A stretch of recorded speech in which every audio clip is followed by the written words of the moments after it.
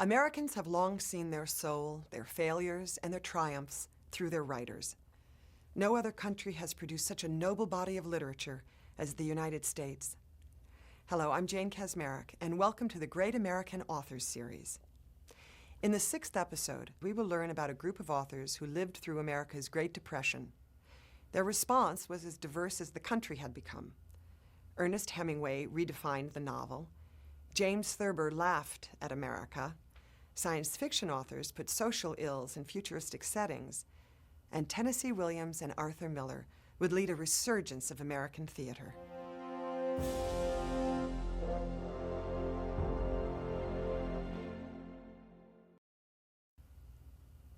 There has never been established a link between alcoholism and great writing. Yet the great writers of the Lost Generation all had their battles with drinking. William Faulkner, F. Scott Fitzgerald, Eugene O'Neill, and Sinclair Lewis, every one an acclaimed writer in the 30s. But Ernest Hemingway drank like a character from one of his novels. Indeed, he wrote as he lived, and lived as he wrote. For Americans, he is our greatest writer.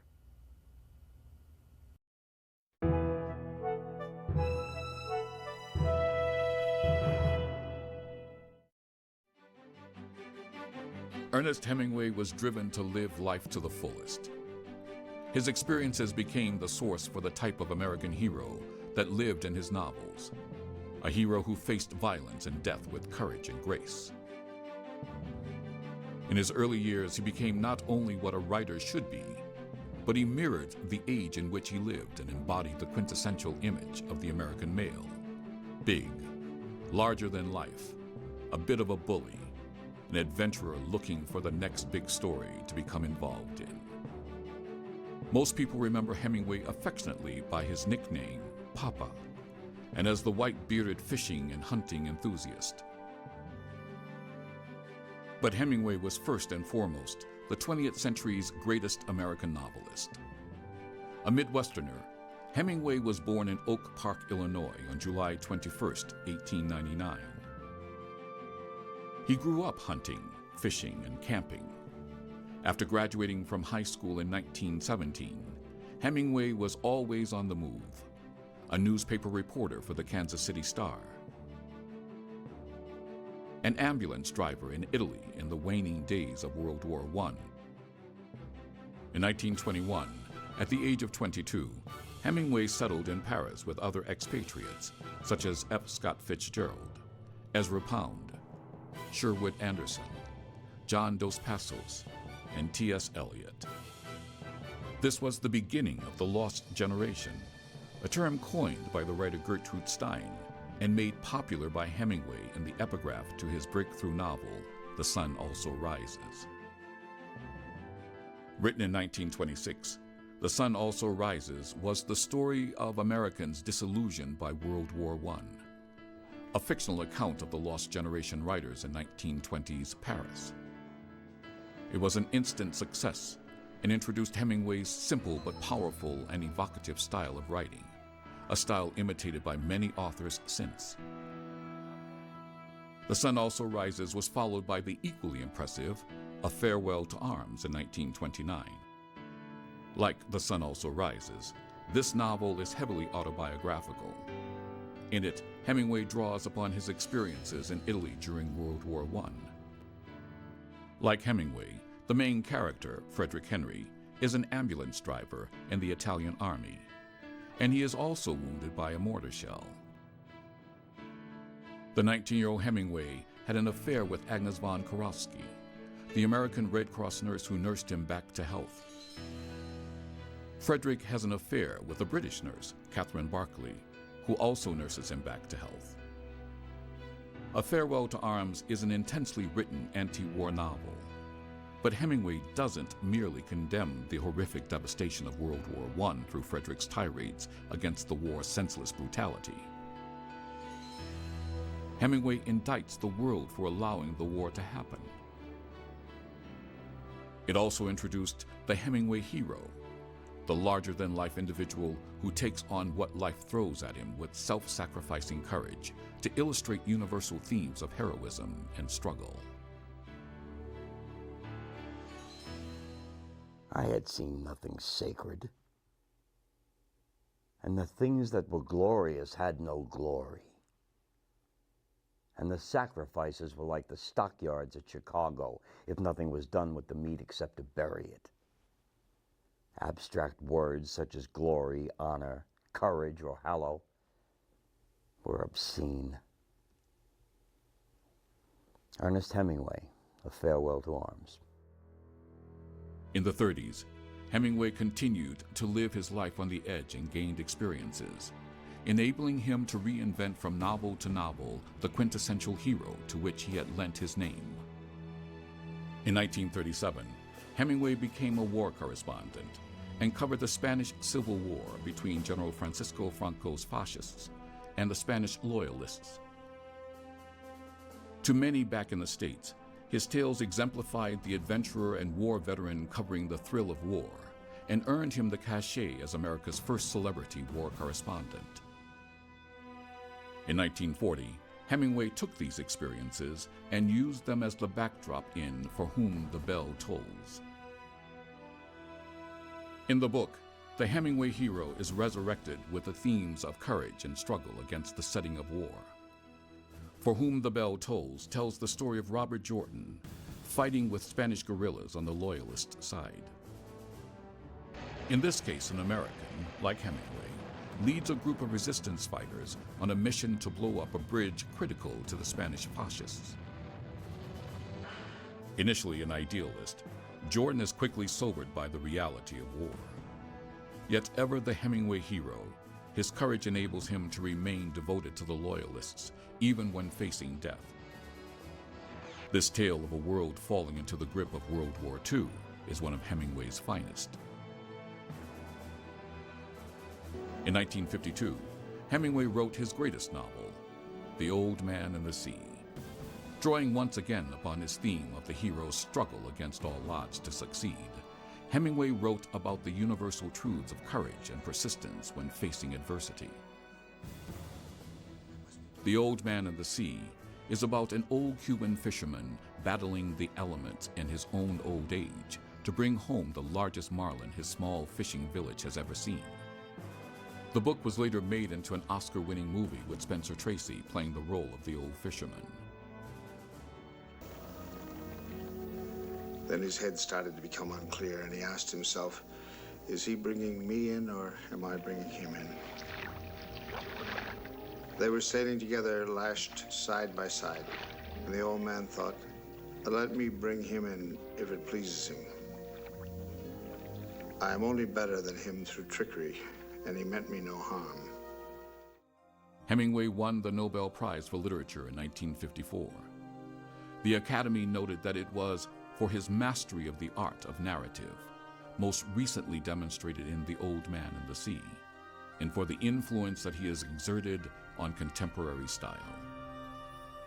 Overwhelmed by alcoholism and mental illness, which dogged his final days and robbed him of his memory and fluid style of writing, Hemingway took his own life at his home in Ketchum, Idaho in 1961. He was 61 years old. Humor is a quintessential American trait. Facile and reactive, American humor has changed and reinvented itself with every passing century, from the wit of Ben Franklin and Washington Irving to the social satire of Mark Twain. The first half of the 20th century saw the beginnings of the onslaught of technology and its impact on American society. And the man who gave voice to the new style of American humor, reflecting that onslaught, was James Thurber.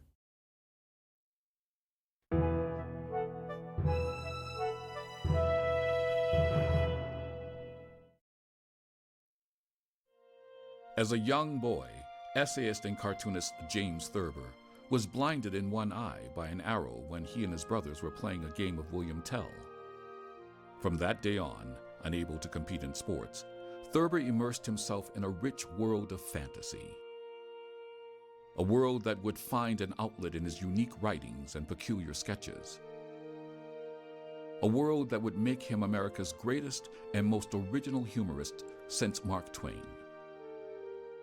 A world that would allow him to become a fearless observer of 20th century American society.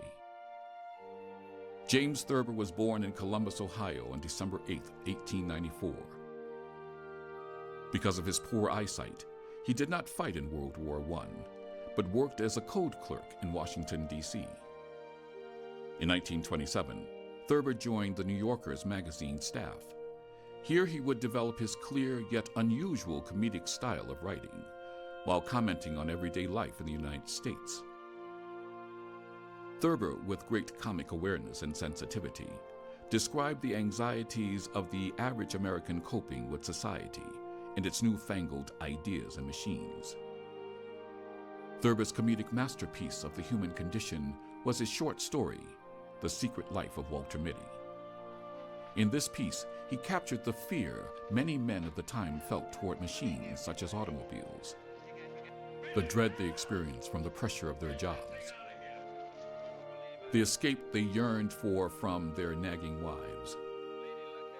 Walter Mitty was able to find relief from all these trials and tribulations through his vivid daydreaming, in which he always played the fearless hero. Wing Commander Walter Mitty, the most feared man in the entire RAF Desert Patrol, clung to the tail of the Messerschmitt. Thurber's style was so original, it has never been copied, though he would influence writers like Kurt Vonnegut and Joseph Heller.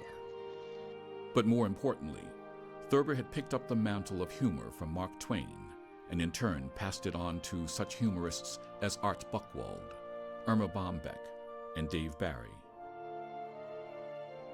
As a result, he legitimized comic short-form writing for newspapers and magazines, a largely American art form. James Thurber died on November 2nd, 1961. Since the 19th century, America's western frontier has been the font of inspiration for the writers of popular adventure novels, and Americans became familiar with storytellers of the Old West like Ned Buntline and Zane Grey. In the 20th century, writers began to draw inspiration from a new frontier, perhaps even a final frontier, the frontier of science fiction. Three writers, Robert Heinlein, Ray Bradbury, and Isaac Asimov, put together a whole genre of pop literature on intellectually solid ground.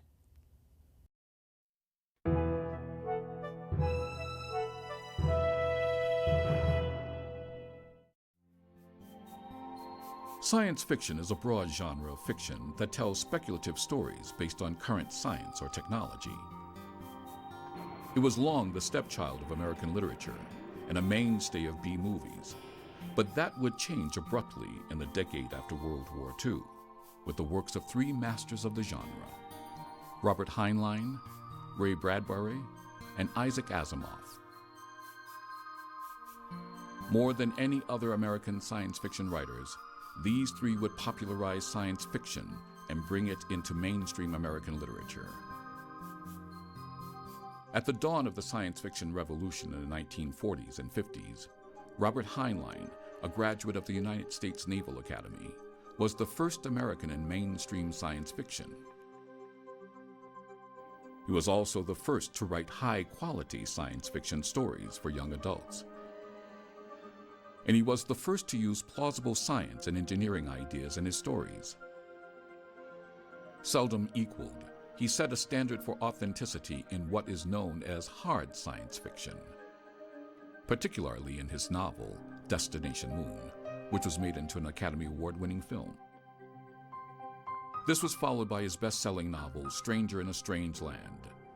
It would become a cult classic, an anthem for baby boomers who felt alienated in their own country. But perhaps Heinlein's most enduring accomplishment was bringing science fiction to thousands of young readers. His stories helped create a generation of scientifically and socially aware young adults. But Heinlein was more than hard science fiction or young adult literature. He helped open the door to social themes with his storylines about radical individualism, speculation about family relationships, and sexuality. The next member of the Big Three was Isaac Asimov. A prolific author, Asimov wrote or edited over 500 books, most of them science fiction and popular, non-science fiction science books. Asimov's best-known science fiction books are contained in his Foundation series. The series recounts the collapse and rebirth of a vast interstellar empire far in the future. At the same time as Foundation, Asimov started his Positronic Robot series with a collection of short stories, I, Robot. The Robot series is most famous for Asimov's 3 laws of robotics. 1. A robot may not injure a human being or, through inaction, allow a human being to come to harm. 2. A robot must obey orders given it by human beings, except where such orders would conflict with the first law. 3. A robot must protect its own existence as long as such protection does not conflict with the first or second law. Then came Ray Bradbury, one of science fiction's biggest stars and influences, who displayed his genius in his 3 masterpiece books, The Illustrated Man, Fahrenheit 451, and The Martian Chronicles. Indeed, their social commentary and speculative ideas were widely read by the American public. Ray Bradbury is the most diverse writer of the group, publishing novels in fantasy, horror, science fiction, and mystery. Unlike Heinlein and Asimov, Bradbury did not go to college. He educated himself by reading in libraries. Influenced by space opera science fiction heroes Flash Gordon and Buck Rogers, Bradbury soon began to write science fiction stories. Though usually characterized as a science fiction author, Bradbury soon used sci-fi to make contemporary social commentary, especially in his masterpiece novel, Fahrenheit 451. A chilling view of the future where an all-powerful government seeks to stifle human emotion and keep all people controlled and docile by banning and burning all books. The title is significant because it is the temperature where paper burns. In 1966, the novel was made into a movie starring Oscar Werner and Julie Christie. These 3 pioneers laid the foundation for future science fiction writers such as Kurt Vonnegut, Philip Jose Farmer, Vonda McIntyre, and William Gibson. After Eugene O'Neill put American playwriting on a solid footing, we shall see in the next 2 segments how post-war playwrights, led by Tennessee Williams and Arthur Miller, elevated American plays out of the theater to a level equal to Shakespeare and worthy of being great, timeless literature.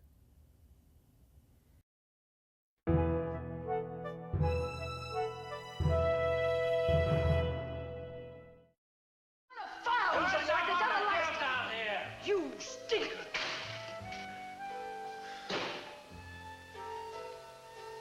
Hey, Stella! Hey, Stella!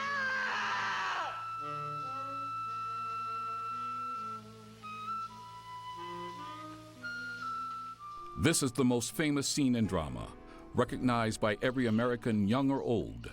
And its author, Thomas Lanier Williams, better known as Tennessee Williams, is the most famous playwright of the 20th century. Tennessee Williams was born in Columbus, Mississippi, on March 26, 1911, into a very troubled family. A family of 3 children who would later provide much of the inspiration for his unique style of writing. His father, Cornelius Williams, was a traveling shoe salesman who was absent most of the time when Tennessee was growing up, and became increasingly distant and abusive at home as his children grew older. Descended from a genteel Southern family, Williams's mother, Edwina, was suffocating in her attention on Tennessee. This confusing push-pull relationship was aggravated by his father's attention on Tennessee's younger brother, Dakin, and by Tennessee's adoration for his older sister, Rose, who was mentally unstable. Compounding Tennessee's troubled youth, at the age of 8, he was diagnosed with diphtheria and spent the next 2 years in bed recuperating. The experience left him weak, but his mother did not like to see him lying around and doing nothing, so she bought him a typewriter. At that moment, Tennessee's lifelong love of writing began. Life improved, and in 1927, at the age of 16, Tennessee won 3rd place in a writing contest. In 1929, Williams attended college, eventually graduating from the University of Iowa in 1935. It was there that he earned the nickname Tennessee, given to him by college friends because of his Southern accent. Williams's comment about the name was that it was better than Mississippi. For the next 16 years, Tennessee Williams worked on his writing. Some of his early plays were produced, but they lacked the literary genius which would characterize his later plays. That was about to change. Now an alcoholic and open homosexual, a tragedy in 1943 awakened his genius and unleashed his deeply symbolic writing about dysfunctional characters. Tennessee had always been close to his older sister Rose, a beautiful young woman who had been diagnosed with schizophrenia. When different types of treatments failed, her parents allowed a prefrontal lobotomy to be performed. A bungled operation left Rose incapacitated for the rest of her life. Williams never forgave his parents for their treatment of his sister. From this point on, Williams's writing became more powerful and haunting. All of his tragic family experiences would find expression in his work. In 1953, Williams would write in the foreword of Camino Real, "It is amazing and frightening how completely one's whole being becomes absorbed in the making of a play. It is almost as if you were frantically constructing another world, while the world you live in dissolves beneath your feet, and that your survival depends on completing this construction at least 1 second before the old habitation collapses." His first successful play, The Glass Menagerie, produced in 1945, was intensely autobiographical. The character Laura Wingfield, who owns the menagerie of glass animals, was based on Rose, and the mother on Williams's own mother, while the brother, Tom Wingfield, is Tennessee Williams himself. Williams would return to the autobiographical themes of dysfunctional family life again and again in his most successful plays, Cat on a Hot Tin Roof, Suddenly Last Summer, and in his masterpiece, A Streetcar Named Desire, for which he won a Pulitzer in 1948. The play is about Blanche Dubois, an aging Southern belle whose pretensions of virtue and culture mask her nymphomania and alcoholism. Seeking shelter from her troubled past, Blanche goes to live with her meek and fearful sister Stella, and Stella's cruel and cynical husband Stanley Kowalski. The sexual tension between Blanche and Stanley results in Stanley raping Blanche, and Blanche's ensuing nervous breakdown. The play's title refers not only to the streetcar, called Desire, that Blanche must take to reach her sister's apartment, but is symbolic of the character's distorted views of life. Blanche and Stanley, together with Arthur Miller's Willy Loman, are perhaps the most recognizable characters in American drama. In 1983, Tennessee Williams died at the age of 71 after he choked on a bottle cap in his room at the Hotel Elysee in New York City. However, some, including his brother Dakin, believe he was murdered.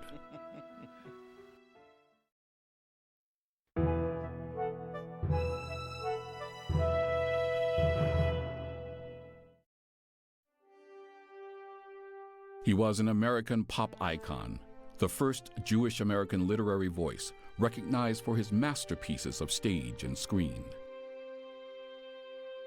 Recognized for his courageous refusal to name names to the House Un-American Activities Committee during the communist witch hunts of the 1950s.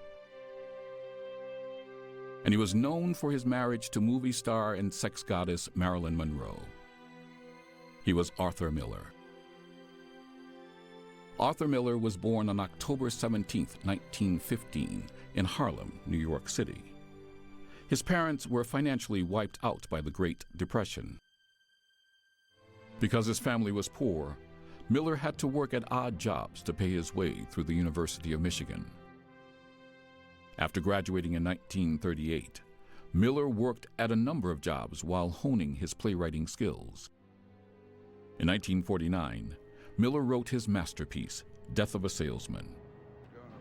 It starred Lee J. Cobb in the role of Willie Loman, one of the most recognizable characters in American theater. Miller drew upon his own Jewish background for the character of Loman. But Miller, like his character, hid himself beneath a cloak of universality in order to make his character more acceptable.